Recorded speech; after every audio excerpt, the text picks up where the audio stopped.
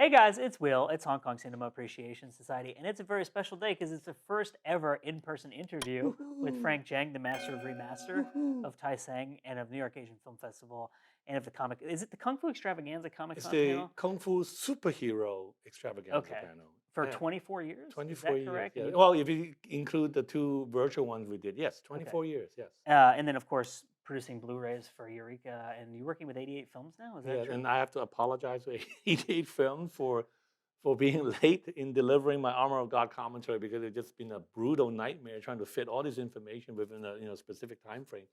Like especially on the everybody wants to know about really what happened with Jackie Chan's injury, Yeah, of and course. so I spent like weeks trying to do my research, getting all the information, verifying them, checking with my friend, like FJ and Rick Myers, and verifying what's true, what's not true, what's rumor, what's hearsay, and it comes down to like 4 pages of notes, right? Everybody knew that, I mean, we talked about it before. That huge stack of notes you Right. showed Well, me. no, Yeah. those are research, and then I Okay. And write then a you note okay. for like a script, basically. It's almost like writing a script. Do you do it on the computer or do you write it by I hand? do that. Oh, man, come on, Well, no. I got all my Carpal questions tunnel written. syndrome. No, no, no. I write them on computers, and so right now I have basically like 4 pages of notes just on his injury. You know that I only have like about 11 minutes to talk about, and I didn't. I don't want to rush it like how I usually rush it on some of my commentary. I would talk a little bit faster to accommodate what I wanted to Uh-huh. convey. So I'm really trying to just condense it so that I have all the material I want to cover within that 11 minutes. So Could you that do like a multimedia thing where you're saying some of it and others the other information appears on the like a screen as trivia a track, like a subtitle? trivia track. No, Yeah. no, they don't have the In time. addition to this No, information. no, they actually. I mean, I'm really sorry. I mean, they're just waiting for my track now before they can actually do the disc. Oh, okay, that's good. I'm the That's last. interesting to know. I'm the last But that's holdout. how important you are. Is No, that no, they're no, just don't say that. they No, no, keep no, no. waiting It's for my you fault because because the like I did, including this commentary, I did 8 commentary in 1 month. So wow. it was a record. It was a record. Before it was almost just like one a month, right? Hmm. And then now, with the 88 film stuff, with some of the more, and because it's a holiday season, they wanted to push as many titles Oh, as right. possible. Yeah. So I mean, Tai Seng was like that too. So I knew exactly why. Like, oh, we want to release this in September, this in October, blah, blah, which is completely fine. It's a business decision. I completely respect that. But it just, this is not a full time job, obviously. So for me to have to squeeze out additional time just to do this thing. And then when you have so many commentaries to do, with the research, with the script writing. I can't. I mean, it must be huge amounts of work to get all that stuff together and then record it as Yes, well. the research part actually is not that hard. The main thing is to find the right information, like what kind of information I want the viewers to know Okay. that they don't know before, they couldn't find on their own. And again, we talked about it before. A lot of those stuff are from Chinese media, Right. Yeah. Chinese interviews, Chinese newspaper articles. Like for the Jackie Chan injury, the most reliable information that I got was actually from the producer, Chua Lam, Chua Oh, Lan. that's interesting. Because he's like Was a it from interviews or did you no, no, he's talk a to him? columnist. He's a producer, and he was also like a food critic and columnist. So he published books. He would write articles for newspapers and Okay. magazines, and then he would compile them into books collections and stuff. And he wrote about the injury because he was there. He was one of the film's production supervisors. Okay. He was there all along. He was there when he fell. He was there in the hospital. He was there when it was Jackie's dad was there, and they had Yeah, I to hold just him read there. about that. Yeah. Right. So everything, so to me, him, like his account really seems to be the most accurate. Like if you read, say, like Jackie's biography and stuff, yes, there are some differences, and I'll talk about why there are differences in my Okay. commentary. It has to do with Asian culture and stuff, but so to find the right information, like to determine this is what really happened versus, oh, I read this from here. You know Hmm. what I mean? Yeah. So that was the toughest part to determine who is telling the truth, so to speak, And or why? who's just trying, yeah, and why. And Yeah. well, no, no, it's more like who's telling the truth, who is not telling the truth, and why they are not telling the truth. So, and then and it's not because they want to lie. It was for other reasons, which I hope to go over in the Okay. commentary. All right. So speaking of Jackie, I have a present for you, Oh my God. which we previously talked about. Oh my God, this It's was the so unplanned. Yes. yeah. No one knew it was coming. The I Eureka have no release. idea. Lucky stars. So here you go. Oh, thank you very much. So if you Well, here's a story, okay? Like Eureka would send me samples of the work that I've done by mail. And before this, I've always gotten them no problem. And then when this was shipped to me, for some reason, either someone at the customs or someone at the post office saw the package, maybe probably like partially open, and the disc are gone. And then the postman had the nerve to I can't believe they just deliver the the empty empty carton thing. for the Lucky Star box set that I was supposed to get to my home. It even have tracking, so like I could track it and see where it came from the UK, then into to the US, and into my door. But there's nothing in there. So, and then So who's someone in the post office stole it then? I have no idea who stole it. I mean, it could be anybody because you can see this is kind of like rip open on the side. Yeah. So probably somebody saw, oh, Jackie Chan, hey, of course they had no idea that this is region B. They can't even. They came in They stole region it and 2, it B, doesn't yeah. work. So, but I mean, I just thought this was like crazy that the postman would have the nerve to just deliver this, the carton to my home. And so after that, I told Eureka, don't send me anything unless you have tracking. Well, even with tracking, Someone can still steal it. so I told him just keep it in your office. I'll go to the UK again one day, and I'll just go pick them up. I feel very lucky that I've because I hear a lot of horror stories about people's mail getting stolen, and I don't think I've ever gotten anything. And the funny thing was, like about 2 weeks ago, 1 week ago, I got the the 4K disc of The Thing, John Carpenter's The Thing, and again, the side was open. The package was all open, but the disc was still in there. They're like, oh, I don't. They was like, oh, this is no, The Thing, no. Jackie Chan, okay. Kurt Russell, no. That happened with. I actually got a Halloween costume for my son a couple weeks ago, and the box was completely open, but it was in there. I was like, I guess whoever our mail thief is doesn't but want thank that you, costume. thank you so much for this. I'm happy to give it to you. Because Eureka doesn't have any anymore. They sold out. They sold out. They complete. So they oversold it basically. And well, they the order went over, and they just didn't have enough to fill the orders.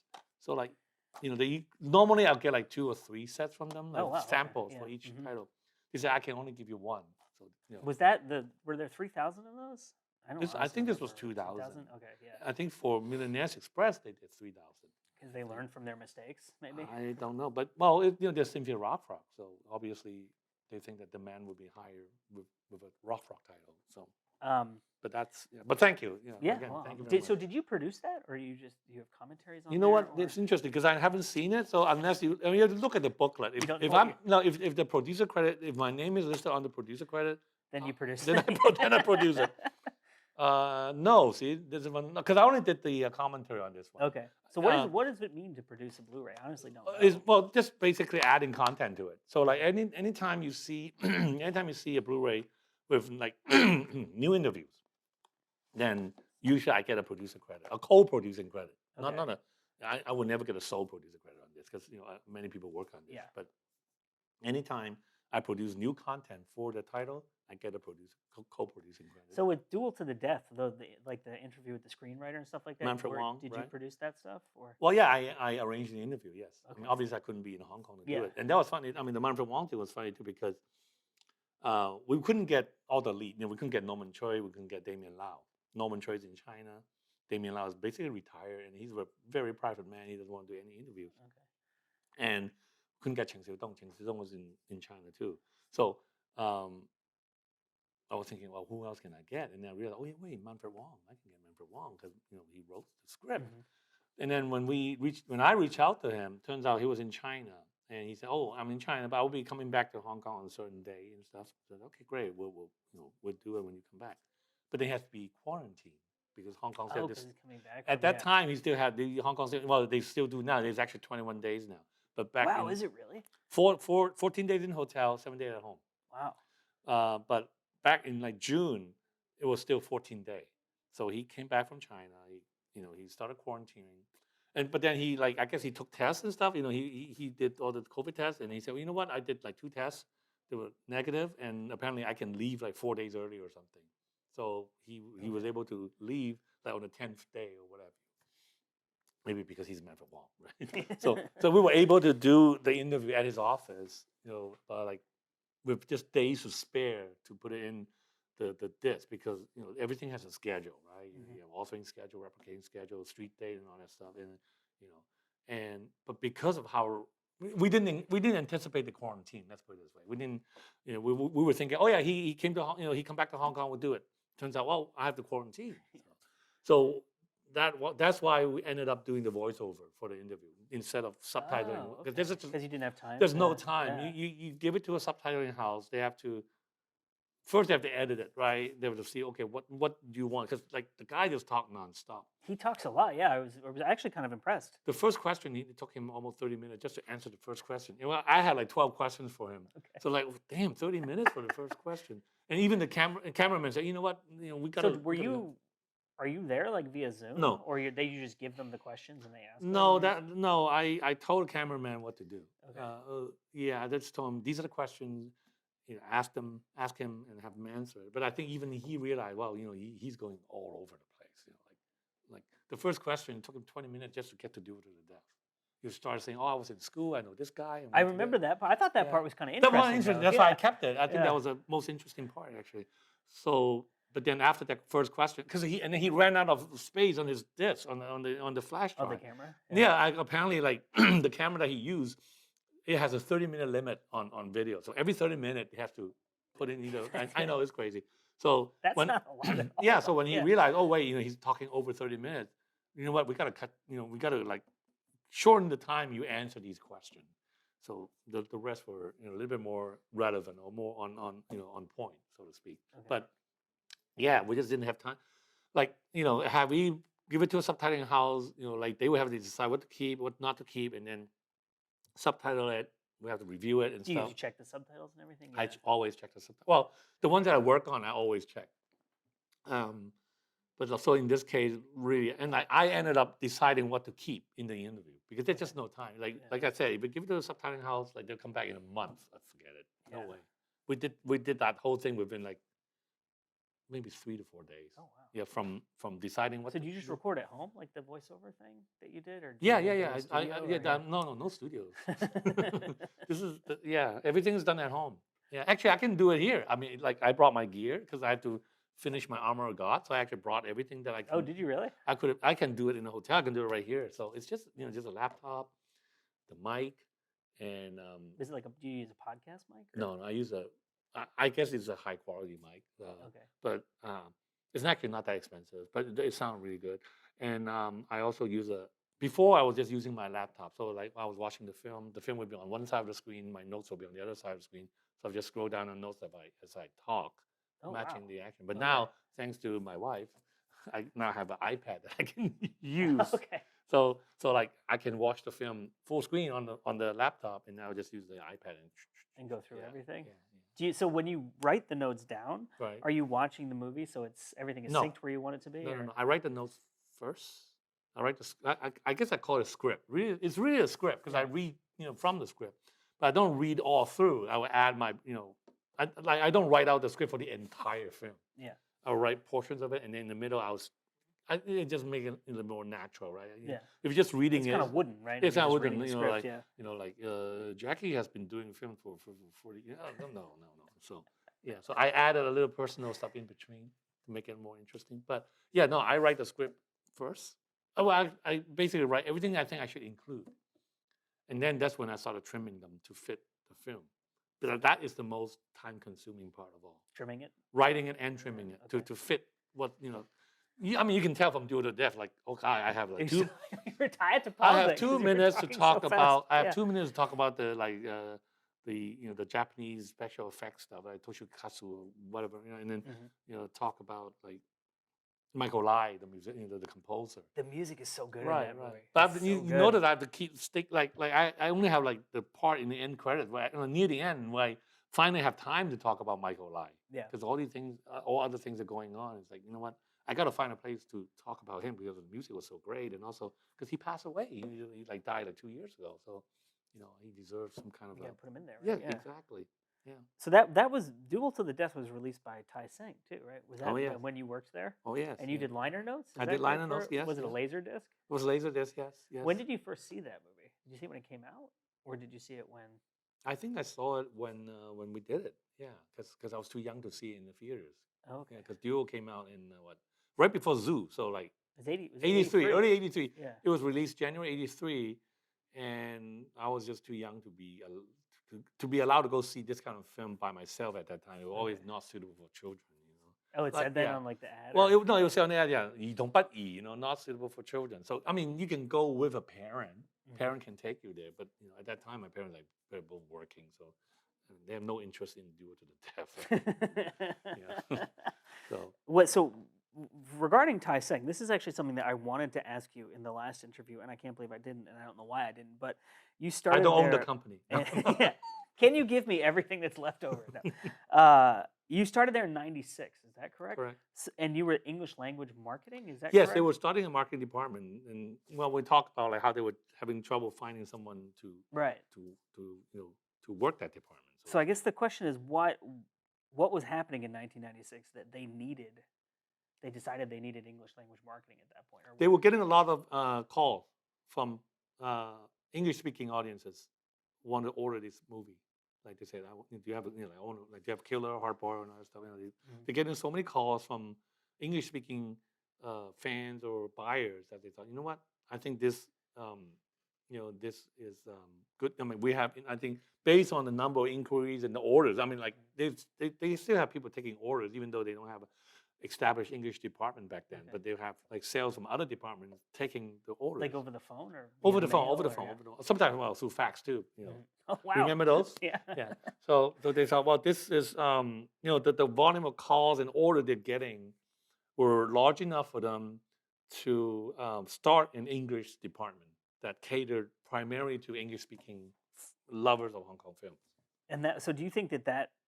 I mean, was there like a critical mass at that? I'm just wondering why 1996? Like, was Jackie Chan really popular here now, and the John Woo films were really popular, and people were Well, looking it was for these like it was movies? kind of like the heydays at that time too. Yeah. Right? I mean, like Jackie was doing. I mean, like Rumble in the Bronx was in theater, and Jet Li, Romeo Must Die. So it was like that period.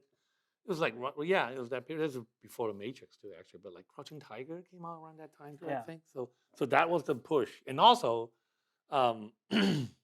who did I mention this to before? I think I actually talked. I remember who I talked. But anyway, there were other distributors coming to our company wanting to speak to the general manager about reaching out to Hong Kong studios. Oh, interesting. They say, hey, of course they were, they didn't tell them outright, oh, I want to buy these Hong Kong movies. They just say, hey, like we're going to Hong Kong, we love movies, we love Hong Kong cinema. I would like to go meet like John Woo or somebody. Can you give me like some contact info, like Cinema City, Shaw Brothers, blah blah blah, and Golden Harvest, and then our general manager was kind enough to provide some of these information, and then she found out that one of the distributors that contacted her or came to her office, this was before my time, of course, came to her office, asked about these information, bought like some John Woo titles. And she was pissed. So they're like, oh, you're like going, a shadow operation? exactly. Yeah. Like, it's like a shadow operation. Like you're going through me to get the information that you want. But remember, this is like pre-internet and pre all that crap. Right. So like, it's really hard for people to find overseas information. And so that's what happened. So she was pissed. And you know what? I'm just going to start my own department. I'm just going to buy, these films myself, and I'm going to release them just like how these people or how these other distributors bought the John Woo titles. So in a way, it's also kind of like her. She was kind of upset about it. So I would be pissed too. Oh yeah, they go through you, and then you're like, "What the hell?" I'm just trying to think of any kind of smooth transition here, but I don't think I have any because my questions are all over the place. But just like last Yeah, time. exactly. Yeah. So, well, I can actually referring to my last interview again, if we could talk about this, because I remember asking you in the last interview, there was someone who you thought was like a great filmmaker who was very popular, or maybe is popular in Hong Kong, but not as much in the West. And you mentioned Anne Hui. Or Anne Hui, I don't know how to pronounce her Hui, name. right? Yeah. Anne Hui, yeah. So if I understand this correctly, and this is me just picking your brain for Hong Kong movie history stuff, she's part of the Hong Kong New Wave. Correct. Is that correct? Like with Patrick Tam. What is that exactly? New Wave was just basically like at that time there's this new like group of young directors who kind of learned this craft from watching a lot of the American movies from the 70s. Coppola and Lucas and those 70s gritty, like Scorsese and stuff Scorsese like that. and stuff. Yeah. So they kind of wanted to duplicate what they learned or saw from those movies. They started, almost all of them started in television. So in the mid 70s, they would do these kind of like single episode, standalone drama stuff. Okay. With a very kind of visual flair. Like the way they shot them, the way they presented them was just totally different from the kind of regular TV stuff that you saw back then on TVB, the network stuff. So they started this, they started their practiced in television, and then they went on to movie, just like a lot of these, people like Ringo Lam and Johnny To. They all started from television. Mhm. And so you have this group of new wave directors, Anne Hui and Patrick Tam, Trey Hart. Trey Hart is really new wave too. Yeah. Yeah. So that's how they kind of transitioned to the film and the way they shot these movies, like from the Nomad and like Boat People. These are all Right, like trademark of the new wave directors. So Mhm. they're just a little bit different. They're a little bit more realistic, I would say. More like like maybe something that you normally see in an Italian film, like Vittorio De Sica, like Umberto D kind of stuff, right? Like that kind of stuff. Yeah, yeah. But in a Hong Kong setting, or in in the case of Boat People in a Vietnam setting. So is Sammo Hung a part of that? No, Sammo Hung is not part of Because he that. came from Sammo Hung separate came kind of from school, right? Yeah. Peking Opera School, so Yeah. So he's not into. He's not. He's not. They're totally different. So it's like parallel tracks, kind of almost. Because he's around the same age as them, right? Around the time, yeah. Because Anyway is Yeah. now 70 something. So yeah. Okay. Yeah. And so actually, this is a good transition because you'd mentioned TV. So one of the things I thought was really great about the Duel to the Death commentary was all of the information about the television in Hong Kong. Yeah, the TV wars. And we actually talked about this in YouTube commentary too, yeah, or YouTube comment section. But like, how big of an influence is the television in Hong Kong on the movies? Like, a lot of people do. Like, I know there are actors who got their start in TV, and like, did Chow Yun Fat, for instance, he started. Well, in TV? television is where they kind of like polish their skill, fine tune their skills, so that when they transition to the film medium, it's much easier. Or like they can try to bring what they try to do in television to the movies. Like Trey Hart is a perfect example. Trey Hart was, he was doing a TV series, martial art TV series, and Cheng Siu Dong was the action choreographer. Oh wow! I talk about this actually in the commentary, I think. So what happened was, Trey Hart's like spare no budget. I'm going to spend money on this TV series, and by the time they got to the last episode, the last episode, they ran out of money. Oh, no. They ran out of money. They said, I don't have money. I don't have the budget. I don't have the budget to shoot this The finale. final fight. Oh, what are we gonna do? What are we gonna do? And then I guess they came up with this brilliant idea. They said, you know what? Let's do the fight in the dark, just in the dark, in the room, in the dark. You can't see anything, or you can only hear the sound effects of them fighting with the sword clang clang clang and stuff. And then at the end, you don't know who won. You never found out who won. The door opened. One of them walked out. The end. That's it. Wow. That's how they That's solved kind of amazing. Yeah. That's how they solved the budget problem. But you can see how like flexible, how creative their minds are. And so they brought that to the film. Look at Duel to the Death. I mean, it's hard to believe that was a debut film, his directorial debut, because but he already honed his skill in television. He did all these ATV martial arts series. So by the time to him, film is just another medium. Okay, what I've done in TV, I just moved this to the film. That's all. I have a bigger budget to use more costume, more location. He shot in Korea, so yeah. So what are the budget wise? Like, how much lower budgeted would a TV show be than a movie? Is it like similar to what it is in the U.S. or is it?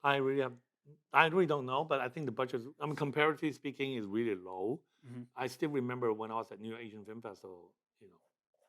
I will always, and like doing Q&A, I will always ask the filmmaker, "What's the budget for your film?" I don't care what film it was.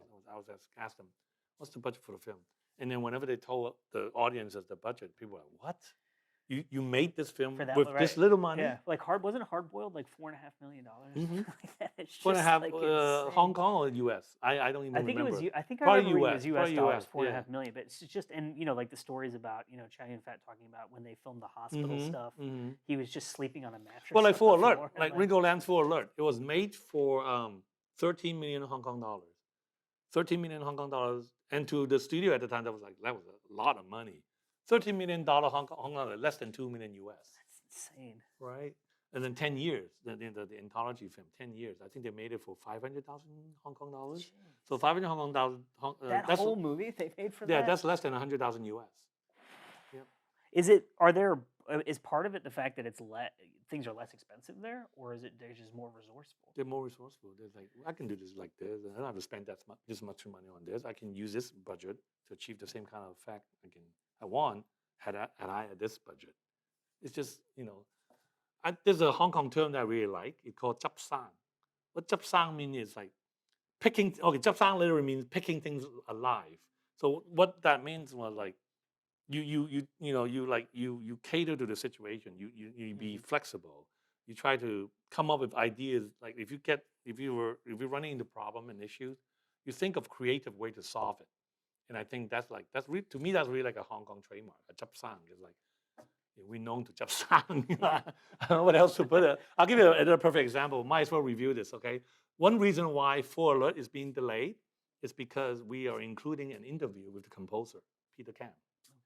And initially, we wanted to do the interview in Hong Kong. And then he said, well, and I'm in China. I'm going to be in Hong Kong for 2 days, but my schedule is so damn tight. I can only give you 30 minutes, including camera setup. I said, you're crazy. Shoot it on a phone? No, I said, I can't do it. A setup would take like 30 minutes, right? Yeah. And the worst thing was, and initially he gave me more time, but what happened was, again, he was in China. He went back to Hong Kong. I don't know why he didn't have to quarantine, but I guess it's because he was flying to Vancouver in 2 days and stuff. Oh, because he was coming back from China. If you're coming back from China, some people coming from China don't need to be quarantined. So anyway, but they just need to be tested. Okay. So he was supposed to go to Hong Kong for 2 days and fly to Vancouver. So he arrived in Hong Kong. So he had 2 days of schedule all set up, right? He's a busy man. Peter Cam is a busy man. Turns out he had to stay in the airport for 8 hours waiting for his COVID test result. Oh, he totally did not expect that. He said, "Oh, this screwed up my schedule entirely." Mm-hmm. So then that's when he contacted me. So did he do the test in the airport?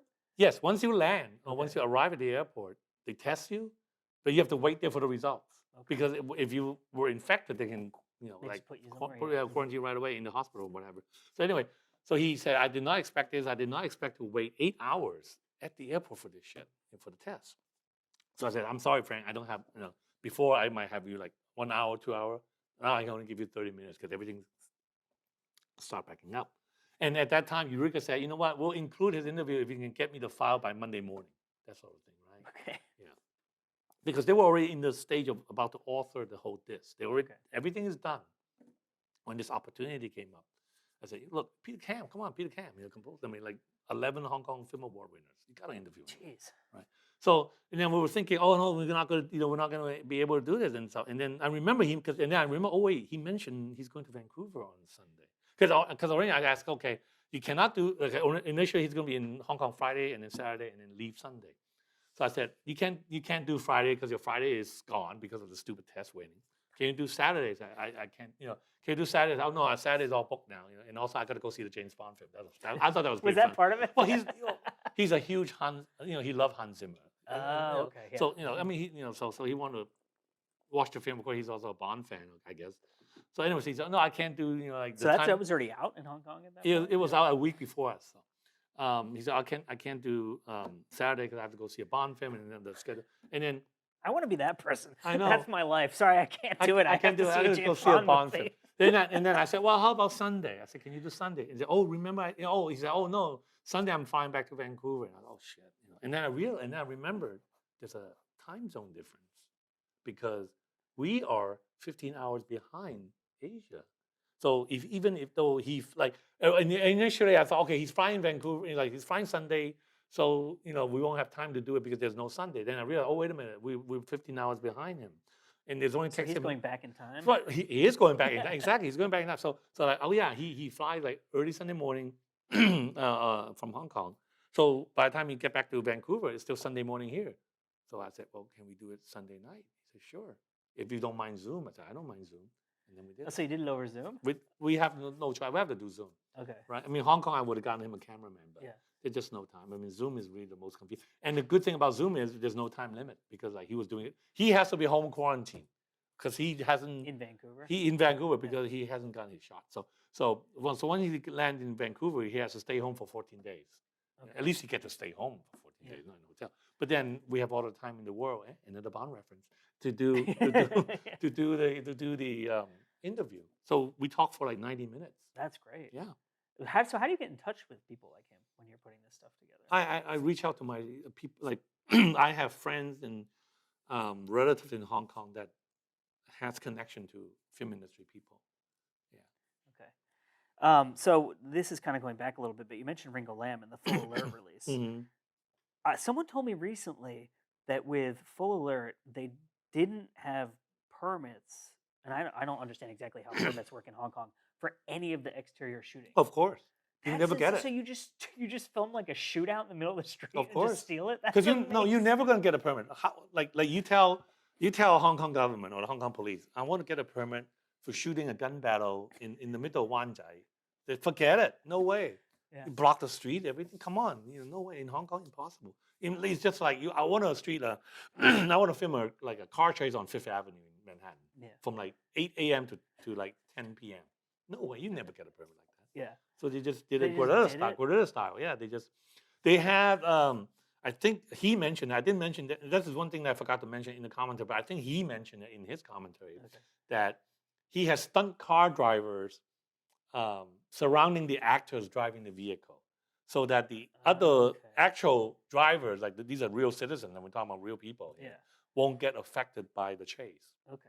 Right. So you have Lao Ching, because all the actors drove their own car. Lao Chingwan drove his own car. Jack Ko, the bad guy, the Taiwanese guy who played the bad, he drove his own car, and so they will be driving, they will be chasing, right? And then the cars surrounding them, like maybe 3 or 4 of them, stunt drivers, so that they will make sure That's that like a buffer zone. exactly like a buffer zone. But it's still crazy if you watch the film. Do people call the police? Just like there's people shooting machine guns in the street. Like, do the cops get called on these films? Sometimes, of course, sometimes. Yeah, I mean, then you see like them running through the trams and stuff. That's crazy. I mean, that's just crazy. I mean, trams. I mean, I know they're slow, but still, it's insane. that is insane. So, yeah, and even later on when Lao Qingwen shot the motorbike, the motorcycles on Argyle Street. I mean, like they were not blocking the street. He almost got hit by that bus. If you remember that scene, he was running over, and this bus came by. Had he not looked behind, he would have gotten hit by that bus, because nothing is planned. So, like this is totally unrelated, but it just occurred to me. Like in The Killer, there's that scene where Danny Lee runs onto the bus. Yes, right? that's of course. Oh yeah. Well, I think anything that happened on a tram, they got a permit for, most likely. Because they can shoot that in the middle of the night, right? They can shoot the tram after the operating hours. But anything before, like he running up to the tram, like you said, oh yeah, no permit for that. And so are they? Because one of the things I'm looking at organized crime. Like I'm sorry to cut you off, but I'm just the thing that's come to mind. Yeah. Like Kurt Wong, organized crime and trial bureau. That whole shootout in Wan Chai, no permit? You kidding? No way. Like Cecilia, you blasting the shotgun? Come on. Yes. So this is kind of unrelated, but in Crime Story, the Jackie Chan movie, that's Kirk Wong too, right? That's Kirk Wong. At the end, when they blow up that huge thing, I remember hearing somewhere that they had no permits. They just blew that thing up. Yeah, I think that was an abandoned building or something. And they just blew it up. They might have gotten I don't know whether they actually gotten a permit. But so then, like the fire department comes up and you're like, sorry, we just blew this building. It's amazing. That's Hong Kong. I want to go back in time filmmaking and make movies in Hong Kong and just blow stuff up. Yeah. Oh. I'm trying to think of other examples, but I can't think of any. But yeah, I mean, well, and it's look at Time in Tai. Remember when Nicholas Say walk up to that taxi or the car? You see all these people lining up. They're staring because they were just shooting, and then they say, "Oh, hey, Nicholas Say is in town," and so they all line up. I don't know where they got a permit for that. I don't think so. Or like the scene where he's rappelling down the wall of that building, shooting, and those they must have gotten a permit to do that. Someone's looking out their window. What the hell? Yeah, but I'm talking about like on Main Street. Right, there's that scene where he's because I remember you said something in the commentary about that, about how if you look in the background, you can see all these people are just staring at them. Because crowd control is non-existent. There's you can't control the crowd in Hong Kong. Forget it. They're just what are you going to do? Tell them to go away? Well, I remember. Well, I lived in New York for like a year and a half or so, and I had this job that was right across the street from an alleyway. It was in Tribeca, and it was like one of the only alleyways in New York that still looked like grungy, like what you expect an alleyway to look like. So they were always filming there, and there were always these security people from the set trying to move people aside. And I remember the people in New York being like, "Screw you! Like I have to walk here." Whereas in LA, there seems to be. Oh yeah. No. I know what you. I love New York. I mean, like the fact that in New York you can have like people like Woody Allen walking down the street and no one will harass him. I've seen celebrity on New York Street. Nobody harassed. Nobody would walk up to them. Hey, can I get an autograph? No. Yeah. They're like you just to them it's like big deal. There's Woody Allen. It doesn't. Woody Allen, big deal. You're walking on Fifth Avenue, big deal. Dustin Hoffman, big deal. But I love it. I just like Unless how. I did work at an animal hospital in New York City. We're getting way off track here, but Tracy Morgan came in once, and he did. I swear to God, he did stand up for the waiting room while he was waiting for his dog to be seen. I was like, this is pretty amazing. But yeah, it's a very different energy in New York. Let's see what else we can And the talk funny about thing is, here. a lot of people thought I live in New York because of my association with New York Asian Film Festival. Really? I would get people like who message me and stuff. Hey, Frank, so are you in New York? No. Okay, so here's something that kind of related to the Uh-huh. blocking off the streets and stuff like that. But do you have to pay off the triads to like film in the streets like that? Is that a It really thing? depends on where. Okay. Like at Bright White Hair, Ronnie talked about paying off the triads because where they were shooting has this triad presence. Like where they were shooting the forest stuff in the new territories, I think that area has a lot of triad presence. So Okay. they have to pay off the triads to actually let them shoot there. I mean, it would be on the set, they'd be on location, and some I guess gangster would come They and just say, show up. they would just show up. They say, hey, this is our turf. If you want to shoot here, you have to pay how much. I remember reading or So. hearing maybe on a commentary about Hard Boiled when they shot the Tea House thing, that like triads kept showing up, and then because it was different groups. Well, that Triads had- kept showing up for Michael Bay for Transformers Transformers. 4. Yes. And then I guess he didn't pay. So, F you. Really? Yeah, I Really? think so. I mean, they have security and all that Yeah. stuff. So, but yeah, no, they were showing up to Michael Bay's location when they were shooting Transformers 4 in Hong Kong. What I thought was interesting about the Hard Boiled thing was I remember the producer saying that the triads would come and they would ask for money, and then they would find out it was a John Woo movie, and they'd be like, "Oh, can we watch?" Oh Because yeah, they yeah, love yeah, John yeah, Woo. yeah. Of course, it depends on who's shooting the film. Yeah, I mean, look, like they'll see how how they can intimidate people, right? So when it's John Woo, maybe it's John Woo, So. Yeah. So this is kind of related to triads, but One Arm Boxer, which you also did a commentary for. And one of the things I loved about that release from Eureka was because I knew very little about Jimmy Wang Yu before. I knew who he was kind of, but I didn't really know that much about him. He was hugely famous before Bruce Lee, right? And was he like the biggest? Was he like the megastar at that point, or was he? Just, Yes. No, before Bruce Lee, he was, yes. And then he, in the U.S., they were really thinking that he's going to be big. Oh, They really? thought Jimmy Wang is going to be big, and then he got he got thrown off by two people.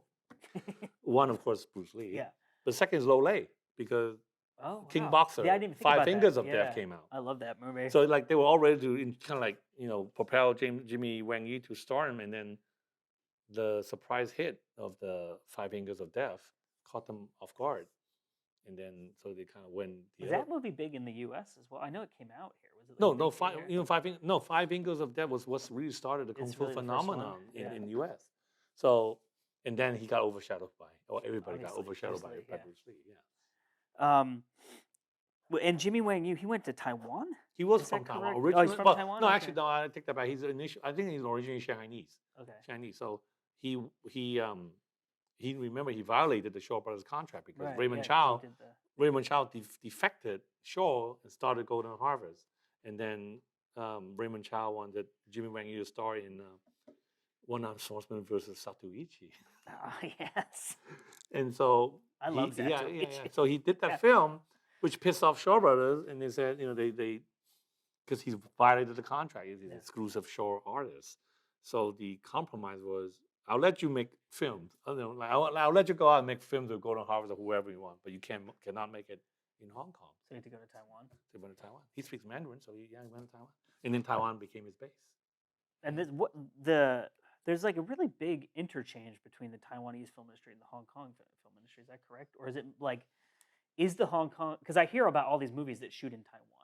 Is it that the people from Hong Kong are going to Taiwan and just shooting there, or is it that there's some like, a little bit. exchange I between think some of Lo Wei's film with Jackie Chan was shot in Taiwan, Mhm. right? They were using their location, some of the crew, and of course Joseph Kuo. Joseph Kuo, the He's Taiwanese, Taiwanese, is right? Yeah. Taiwanese, Mhm. but he has some Hong Kong talents work for him for some of his most well-known films. Born Invincible was choreographed by Yuen Wo-ping. He went to see one of Yuen Wo-ping's film in Hong Kong because at that time Joseph Kuo already had production. He has a company in Hong Kong.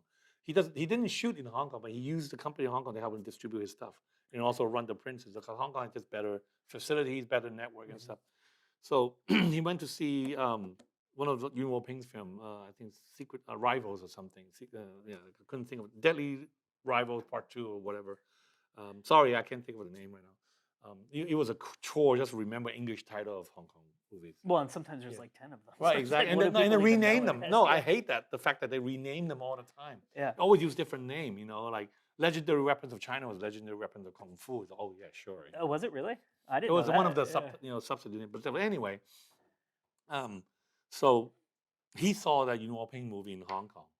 He loved it. He loved the choreography. He said, our Taiwanese choreographers can't do that. So he brought the entire Yun crew, the Yun family, to Taiwan and make Born Invincible with Carter Wong.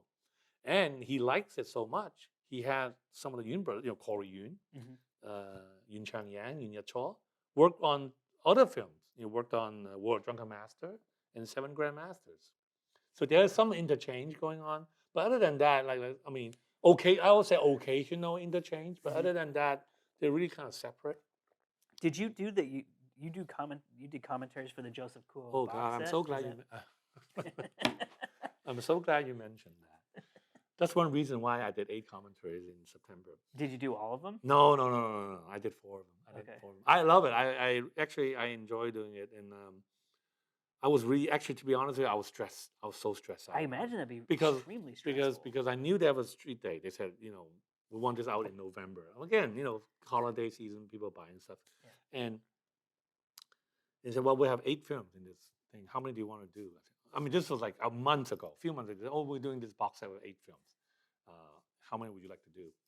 So at that time, I have to be honest, I wasn't that familiar with Joseph Kuo's title, except besides like Mystery of Chess Boxing, because that's the big one. That's the big one, because Tai Seng has released it under the name Ninja Checkmate. It's so funny. That's such a good title, though, Ninja Checkmate. When we released Ninja Checkmate, the orders were through the roof. Really? We're talking about a full screen English dub, kung fu film, and every time we get an order from like distributor, like Tower, Image, and all that, they were in the thousands. They was like, jeez, what is this about this film that is people it the like? Wu-Tang thing? No, it's not Wu-Tang thing. Tai Seng, the collection, we did a bunch of old school stuff under the name Martial Arts Theater. The Tai Seng. Okay, yeah. And that film was part of the Martial Arts Theater. And so I have no idea that this film is so popular. So anyway, so we released Ninja Checkmate. And then the pre-orders pouring in. It's like, wow, 1,000 for this one, this and this. What is this about this film? So I watched the film. I liked it. I thought the choreography was good. But then it's full screen because it's pan. I wouldn't say pan and scan. Like Hong Kong style pan and scan is just like just chop it. Yeah, not like this, right? Like Hollywood's pan. No, Yeah. Hong Kong style. Oh, full screen. Here, just keep the middle. Just keep the middle. So you have scenes where they were fighting on each side. You can't even see the fight. They did that because TVs were square. Is that the reason they did that? Yeah, back then it was. And people didn't want to watch like a letterbox. No, they just didn't want to do it. They just didn't want to do it. Too lazy. Yes. So, yeah. So, but anyway, so Ninja Checkmate was selling like hotcakes, and I was very surprised. So that's when I knew, this Joseph Kuo did some great kung fu films. So anyway, going back to the box set, and so I asked other people. I asked like John Charles, who did the commentary with me, 2 of them. John Charles is a big Joseph Kuo fan, so I asked him, hey, I have these 8 films I need to do commentary. Which one do you think I should do? He said, oh, you should do these 4. Okay. And then I thought, well, I almost want to curse, but this is a Catholic. This is a sacred. No, we're in a chapel. This is a sacred place, so can't curse. No. Have I cursed? No, you have not. No, okay, I think I've said shit one time. Oh, I'm sorry. I'm sorry. I'm a Catholic. I'm a Catholic, so I'm so sorry. I have a really bad mouth, but I've been trying to keep so it. Anyway, so John Charles said, well, you should do these 4 films. These are good.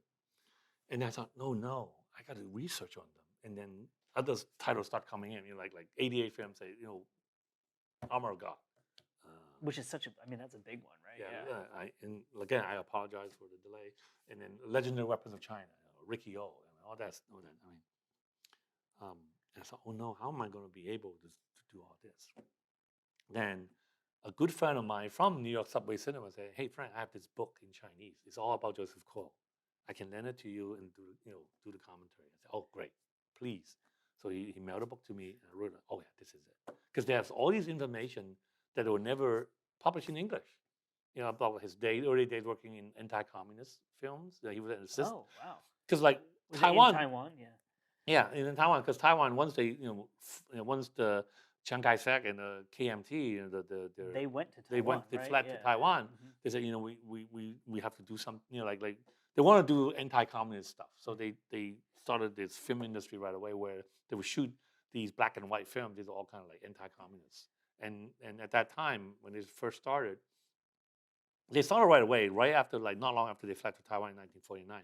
But then by like 1955, Joseph Kuo was like 20 years old. He was an assistant at one of those movie drama school and stuff. So he was kind of like an apprentice and an intern, so to speak. Okay. So he interned on several of these anti-communist films.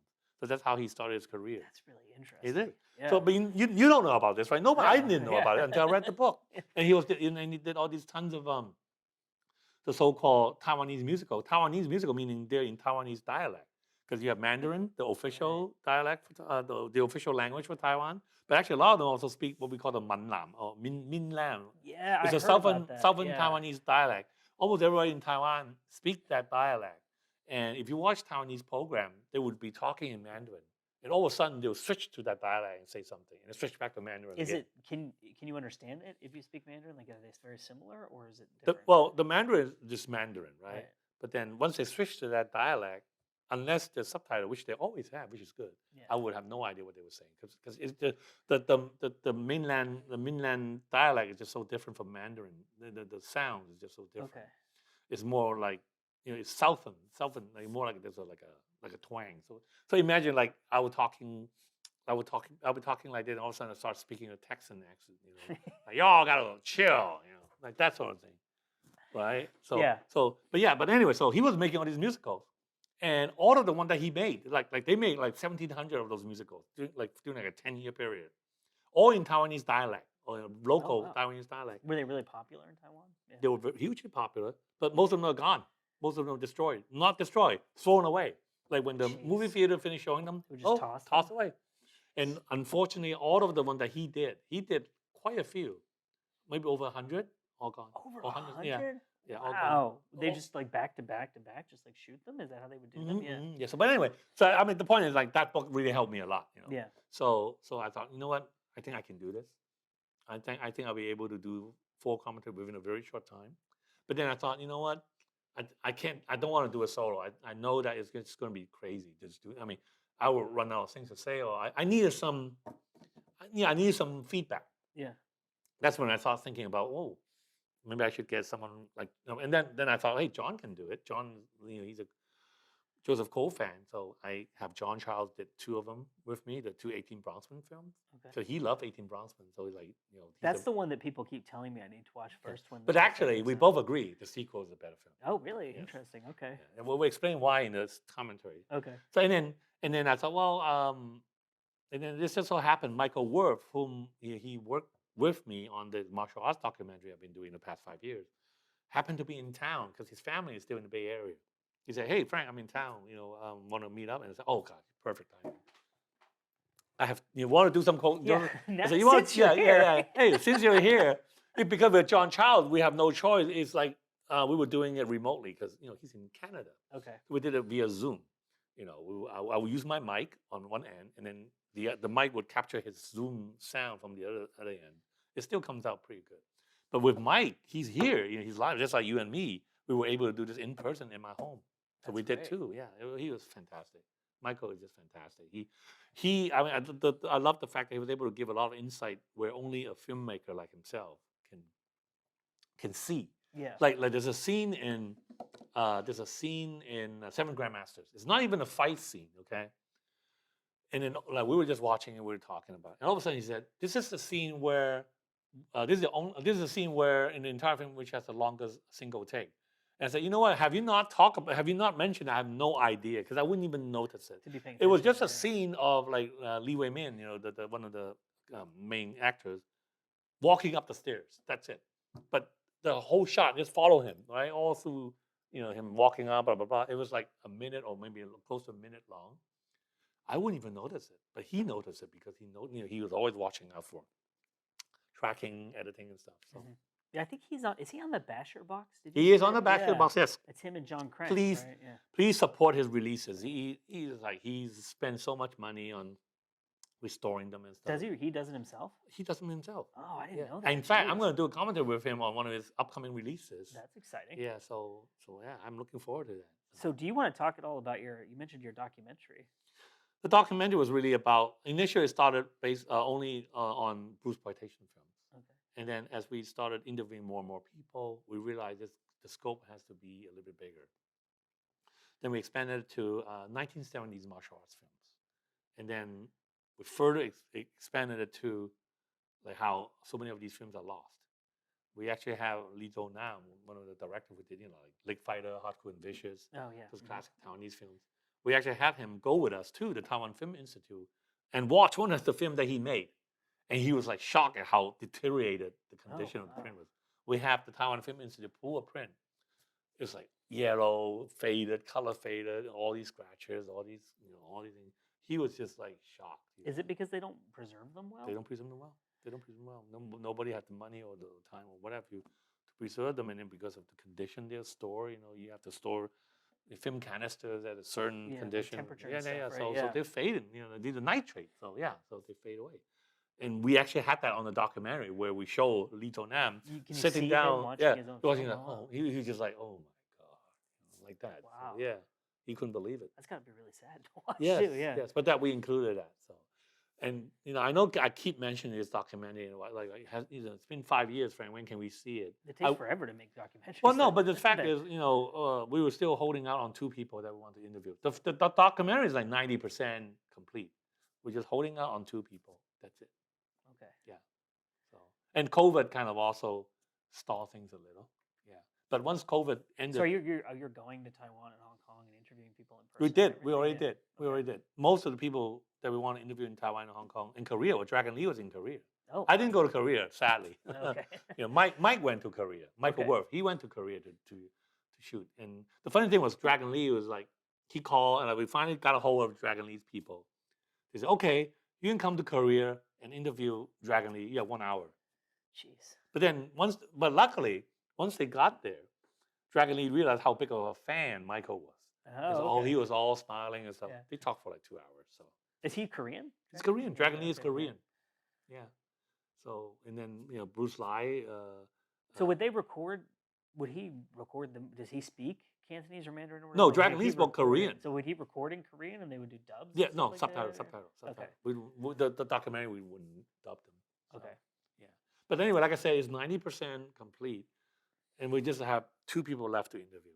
But luckily, with COVID kind of subsiding like earlier this year, we were able to actually add 2 more people to the interview subject. Like we interviewed 2 additional people. One of them actually is Cynthia Rothrock, because I was interviewing her for the Millionaires Express stuff for Eureka. And then I thought, hey, we can interview her. Did you do it in person or was it? Well, we did it at her home. She did.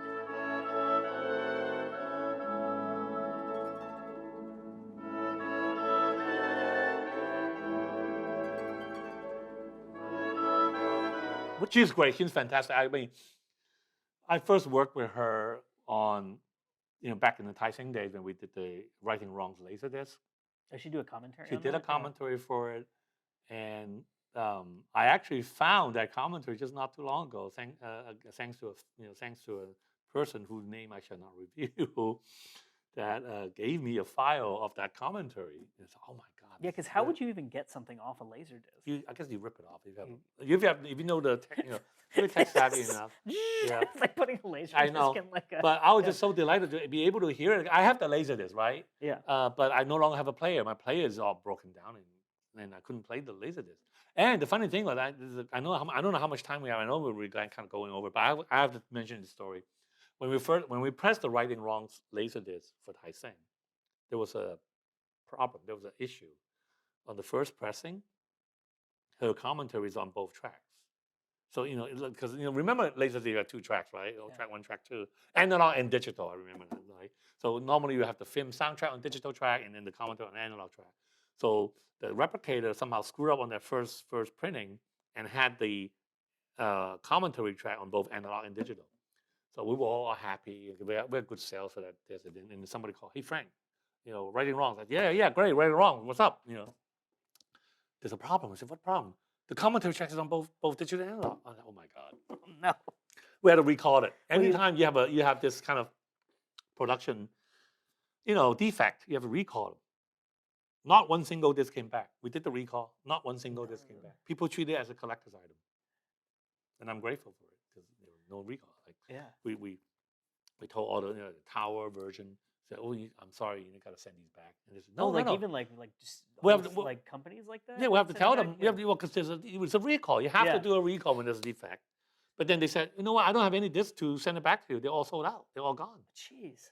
Because to them, to some people, this was a collector's item. This was a, wonderful screw up of some sort. So, so I just want to say I was very happy to be able to hear that commentary. She did a wonderful commentary.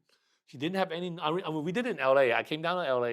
We booked a studio. Back then, you still need a studio, and we booked her a studio. She did it without notes and talked from beginning to end. Everything just came out like she remembered everything on that commentary. That's amazing. And so I hope that one day we'll get to resurrect the commentary. Fingers crossed. Fingers crossed that one day this commentary will once again hear the light of day. And then we need dramatic music swelling. Dun, dun, dun, dun. Da, da, da, da. I would love to. I just want to say thank you to all the UK fans.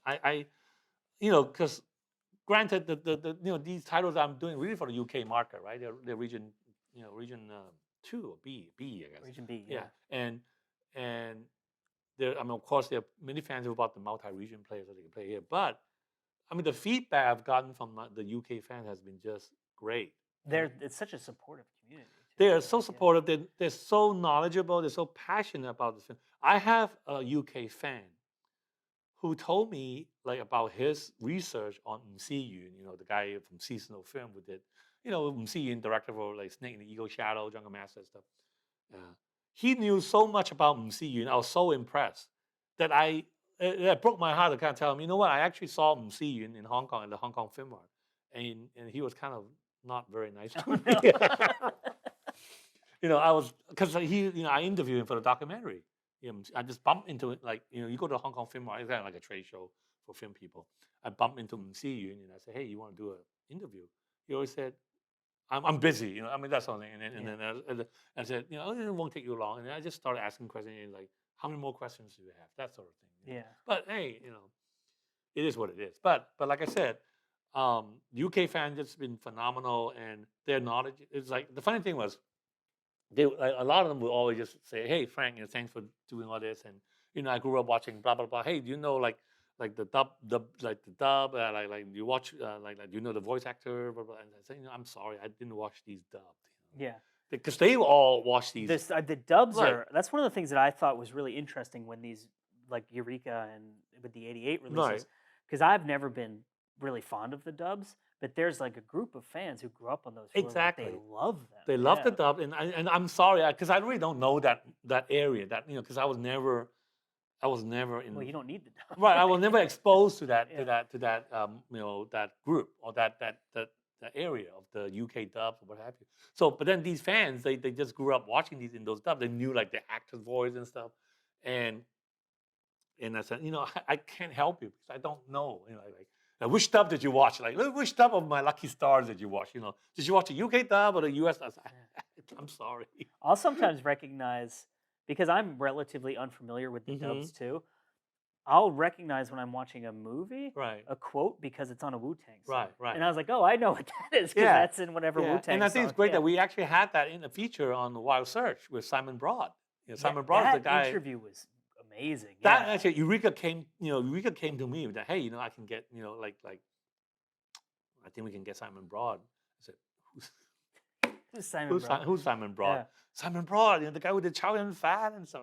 I said, I really don't know. But anyway, he said, would you like to interview him? I said, sure. So that's why we had that little, like the way that he goes into detail on how they would do the dubbing, and they're just like seeing the script for the first time in the movie. Yeah. No, there's a video clip of them doing the dubbing back in the Hong Kong days. There were like 3 people sitting here, right? The monitor's right here. They're all chain smoking. Yes. Indoors. Of course. Yep. Of course. And they were doing the dub, and then it's like the TV monitor is flicking with all these lines and stuff. I mean, like really primitive stuff, but that's how they did it, And he really made a career. He made a fortune out of it. Did he really? Wow. He said he got pretty well paid for doing, especially on the John Woo title, because he did all the Chow and Fat titles. Killer and stuff. Yeah, so he's most associated with Chow and Fat. Also, but although he also did like Jet Li and other people. Yeah, I remember him talking about that. Yeah, on Yeah. the little. But I interview. thought that was really interesting, and I thought that was a worthy feature to have included. And that's. I mean, I think maybe we talked about this, but Hmm. that's one of my favorite movies. Right. Wild Search. And So. also like I met Ringo Lam, right? Did you really? Well, New York Asian Film Festival. He was a Lifetime Achievement Award recipient, and I met him once, and so when I knew that we're going to do two Ringo Lam titles, Wild Search and Full Alert, I kind of want to, you know what? I want to just go a little bit extra because I met him, I know him, and so that's why I was very grateful that I was able to have that Peter Cam interview for Full Alert. Yeah, that was kind of like, and also I also turned in that commentary a little bit late, and I told Eureka, you know what? I'll atone my sin. I'll atone my sin. This is perfect for this This setting. is I'll perfect. atone my sin by doing this extra interview for you. Initially it costs money too because I have to get a cameraman. But with Zoom, Hong Kong, yeah. yeah, So it's free. Yeah. you always have to pay the cameraman, when you do these interviews. But hey, it was free. Zoom is free, and he had all the time. And then, the funny thing was, after we finished talking, because I'm like, those of you who have heard my commentary know I always try to sneak in musical stuff in there because I'm a music opera lover, classical music opera lover, jazz too. But anyway, Peter Camp, composer, right? So after we finished the interview, we talked for over an hour just on classical music. That's awesome. Just on classical music. He's like, he didn't want to hang up. I mean, no, he didn't want to leave Zoom. Yeah. So we talked about like our favorite conductors. His was Leonard Bernstein. Mine was like Karajan, and then he talked about like all the pieces he liked, Shostakovich, all that. Oh, it was just great. It was just fantastic. So, yeah. Are there any? This could be our last question. And Really? Well, I could go Okay. forever. I know but people are hungry, right? There are now. people waiting for us There are with people waiting food. for Yeah. us. They're waiting to be served. Yeah. Are there any dream releases for you, like movies you would love to see come out from Eureka or 88? That is such a great question to end this. No, that is a fantastic question. I always wanted to see Cageman released. Cageman won Cageman is about these people who lived in cage houses in Hong Kong. It won the best, Hong Kong Film Award for Best Picture. Yet it never has a proper release. I mean, yes, it's a 3-hour drama. Yes, it's kind of stagey. Oh, it's 3 hours. Yeah, it is like the way the director shot it. Zheng Tongzhou, and the way I think his English name is Peter Zheng. Zheng Tongzhou is the director. So the way he shot Cageman is like long takes, and the camera's always moving. Like you have these, basically, it's almost like a stage play, but being shot in a movie. And so like you have one scene that lasted 10, 15 minutes. One shot, one take, one camera. Jeez. Just follow them. Imagine how hard it is for them to do this, rehearse, and then like how many takes they have to do to get this perfect. I just love that film, and I think like right now with all the issues in Hong Kong right now, I just think that's a great film to be released. But my understanding was no master with no subtitles exists. So any master that you have for the film has to burn in subtitles. So maybe that's one reason. So you'd have to like scan them off. Well, no, you have to find a print without subtitle to do the master, right? Yeah. Otherwise, the only way you can release it is to keep the subtitles or blur it out, which I really like. It will be the last resort to blur out the subtitles. So, well, so thank you so much. And it's Frank Djeng. I'm Will. It's Hong Kong Cinema Appreciation Society. oh, I really want to know how many members are in this society? Is it just you? Are you, It's are you the only so- member?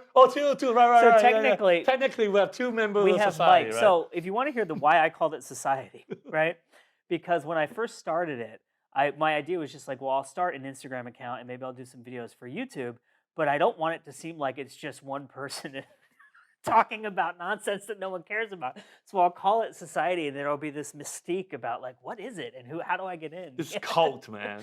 This is a cult group. So that's where that came from. Well, Yeah. I think I don't know what I told you about. I always joke that I'm also a member of just one society, the Secret Monoblock Society, and that's a hi-fi joke. That's an audiophile joke because like people who love audio, they love it so much they need like separate receivers to amplify the speakers. So like for like let's say if you have like you have a stereo speaker, right? They love the music so much they will get 2 receivers or 2 amplifiers, one each for each speaker instead of your usual receiver that amplify both speakers. So those are called monoblocks. So if you're a hi-fi lover, if you're an audio lover, you hear monoblocks, you oh yeah, I know what you mean. So that's why I like to say I'm the member of just one society. It's a secret monoblock society. But I love this society. I think this is a great society. Well, thank you. I really Society of two.